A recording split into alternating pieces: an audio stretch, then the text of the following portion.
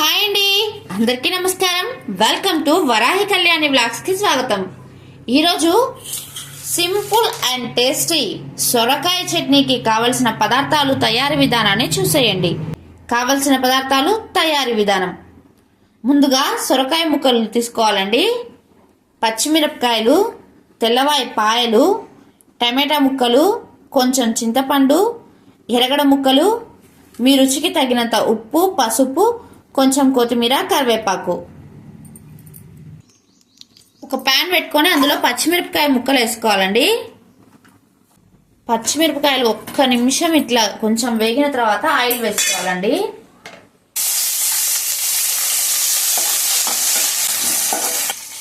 పచ్చిమిరపకాయలను నూనెలో బాగా దోరగా వేయించుకోవాలి. సొరకాయ ముక్కలు వేసుకోవాలండి. ఇందులోనే కొంచెం ఉప్పు, పసుపు, సిమ్లో పెట్టి మూత పెట్టుకోవాలి.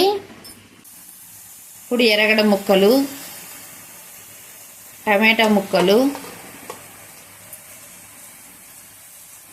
కొంచెం చింతపండు, ఈ తెల్లవాయి పాయలు, కొత్తిమీర, కరివేపాకు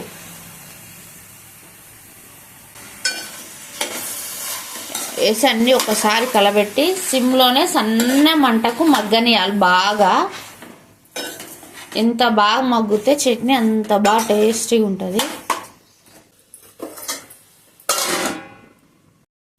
ఈ విధంగా బాగా మగ్గిన తర్వాత పూర్తిగా చల్లారిన తర్వాత రోలు ఉంటే రోట్లో దంచుకోవచ్చు, లేదా మిక్సీకి వేసుకోవచ్చు. మిక్సీకి వేసుకునేటప్పుడు మాత్రం మరీ మెత్తగా కాకుండా కొంచెం బరక బరకగా మిక్సీకి వేసుకోవాలి.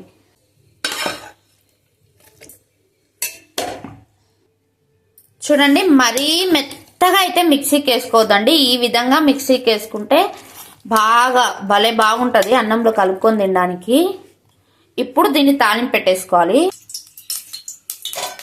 బాండి పెట్టుకొని ఆయిల్ వేసుకోవాలండి. ఆయిల్ వేడెక్కిన తర్వాత తాలింపు గింజలు వేసుకోవాలి.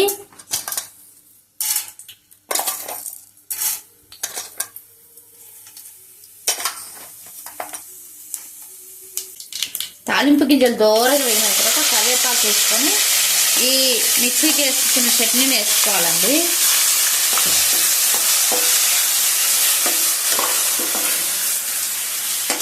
మంట ఆఫ్ చేసేయాలి. ఒకసారి బాగా కలబెట్టుకోవాలి. చాలా సింపుల్గా అండ్ టేస్టీగా సొరకాయ చట్నీ అద్దరిపోయిందండి. టేస్ట్ మాత్రం ఇప్పుడు వేడి వేడి అన్నంలో ఇది కొంచెం వేసుకొని తింటే మాత్రం అద్దరిపోతుంది. వేడి వేడి అన్నం ఈ సొరకాయ చట్నీ వేసుకొని, ఈ సొరకాయ చట్నీ చపాతీలోకైనా, అన్నంలోకైనా, చల్లన్నంలోకైనా, వేడన్నంలోకైనా అద్దరిపోతుందండి.